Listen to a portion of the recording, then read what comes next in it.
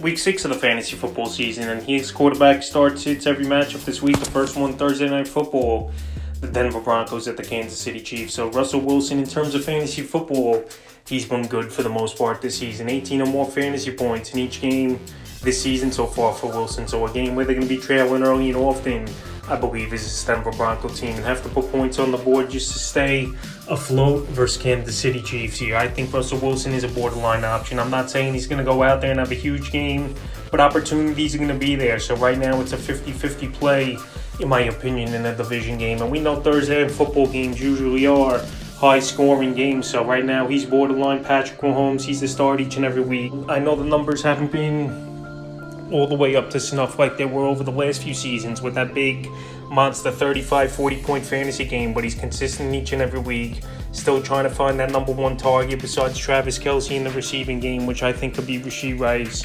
And right now we'll see if Kelce plays or not 100% in this one, but either way he's a start.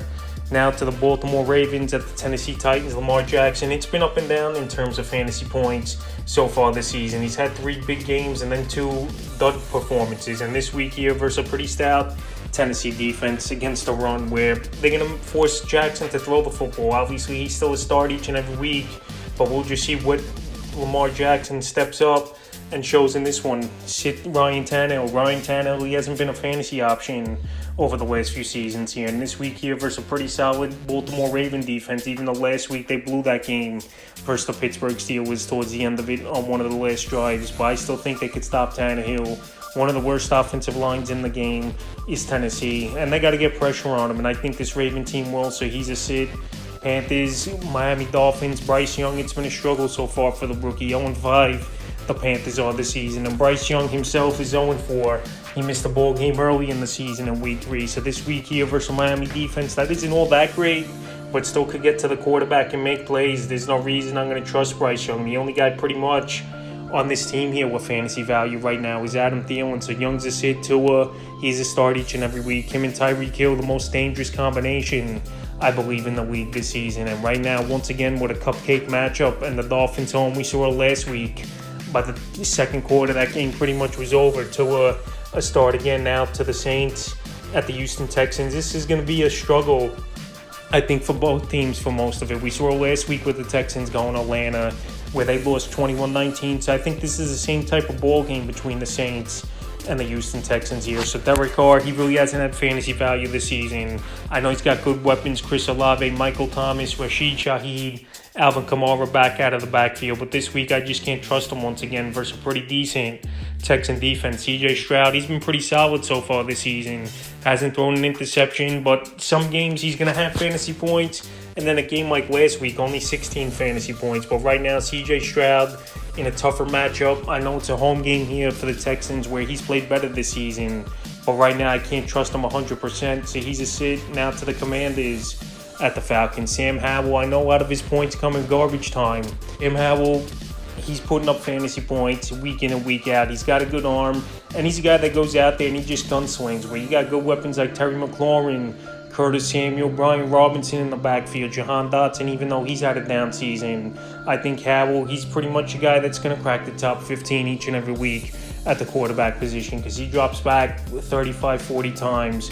And once again, he had a monster game, even though they lost 40-20 versus the Bears. So this week here, I know this Falcon defense is a pretty good unit in the secondary, but I think Howell could go out there and have a good one. Sit Ritter. So Desmond Ritter, he had a good ball game last week, no doubt about it. He had over 300 yards, is Desmond Ritter. And they won the ball game was the Atlanta Falcons at a game-winning field goal towards the end. But right now, I know this matchup's good on paper, but I don't know what Desmond Ritter is going to show up and play in this one. There's some weeks he's looked good, and some weeks he's looked like the worst quarterback in fantasy football. So right now, in 2 quarterback leagues, I could see people starting him possibly. But this week here, I'm not going to have any part of Desmond Ritter, even though, like I said, I know this Commander defense isn't that good, but he's a sit. Now to the Colts at the Jaguars. Gardner Minshew starting this one with Anthony Richardson out a few weeks with the shoulder injury. But Gardner Minshew, I know it's versus one of his former teams, but he's a sit for me. I know this Colt offense, they got some weapons. Zach Moss look good. Jonathan Taylor back in the mix. Obviously, Michael Pittman, Josh Downs. But this week, I don't think it's going to be enough to put up a good fantasy game versus Jaguar defense. And this Jaguar defense, believe it or not, they've held Mahomes to 17 points in week 2. and then they held Josh Allen last week to 20. So right now, no way. I think Minshew has a bigger game than those guys, and he's a sit. Now to Trevor Lawrence, he's a start for me this week. But Lawrence this season, he really hasn't been that consistent for fantasy football on the Jacksonville Jaguars. Trevor Lawrence always a bad, especially the fumble losses over the last few weeks here. But we saw in week 1 he had a pretty solid game versus Indianapolis Colts team with over 20 fantasy points. So right now with him and Calvin Ridley back on the same page, him and Christian Kirk have been on the same page for the last season and a half here. I got Lawrence as a start, even though I'm going to be a little conservative to think what type of game he could have this week. Now to the Seattle Seahawks at the Cincinnati Bengals. Geno Smith, the last season was a great year for him. Obviously, he got a good contract extension, but so far this season, the numbers haven't been up to par for Geno Smith, and now he's banged up a little bit. We saw before the bye week at the New York Giants, he got hurt on a play going out of bounds his leg. He missed a few quarters and then came back later in that game, but obviously he didn't look 100%, but coming off the bye, he should be a little bit better is Geno Smith. This Cincinnati secondary definitely is beatable, but this week I got to see it out of Geno Smith before I just put him in the starting lineup, so he's a sit. Joe Burrow, a start for me this week here. Joe Burrow last week, a lot of people counted him out. I saw on some of the websites he was way down there in the rankings and stuff, but I thought Joe Burrow would bounce back and have a decent game, and we saw it. Him and Jamar Chase hooked up for a monster game, 15 catches, 192 yards, and 3 TDs. So now Jamar Chase, he said he's been open all season. We saw it last week, and this week here versus a decent secondary over here in Seattle, but beatable. I think Burrow has a good game, and him and Chase is going to be the combo. Once again, now to the Minnesota Vikings at the Chicago Bears division matchup. So Kirk Cousins, he's going to be out with Justin Jefferson for a month now, which obviously is a big hit, no doubt about it. But I think this Viking team still can move the football, still that can make plays. Jordan Addison, KJ Osborne, Powell will be their 3 receivers. TJ Hawkinson, even though they could start running a little bit more with Madison and Akers, but this week here in a good matchup versus the Bears, that he's in the league here. I think Kirk Cousins, even without Justin Jefferson, has a good game, and he's a quarterback I would start this week. Now to Justin Fields. Fields, the last 2 weeks, he's turned things around quickly. After the first 3 weeks of the season, he was one of the worst quarterbacks in fantasy football. So this week here with a good matchup versus Minnesota Vikings secondary that isn't that good. Justin Fields and DJ Moore playing on another level now over the last 2 weeks here. He's a quarterback you put back in your starting lineup. The only thing with Fields, we haven't seen a lot of running from him of late, but right now it seems like this season he's definitely improved as a pocket passer compared to last. Now to the 49ers at the Cleveland Browns. Brock Purdy's a start for me. After last week having a monster game versus one of the better defenses in the league versus the Dallas Cowboys, Brock Purdy's pretty much proof with great weapons. George Kittle, who finally broke out 3 touchdowns. Deebo Samuel, Brandon Ayuk, Christian McCaffrey out of the backfield. So this week here, even versus a good defense over there in the dog pound in Cleveland, I have him as a start. Deshaun Watson, he might not play in this game. He's going to be a sit for me. Plays in not San Francisco, one of the best, if not the best defense in the league here. And I know he's got decent weapons. Amari Cooper, Elijah Moore, Jerome Ford can make some plays out of the backfield. But this week here, not 100% if he plays Watson.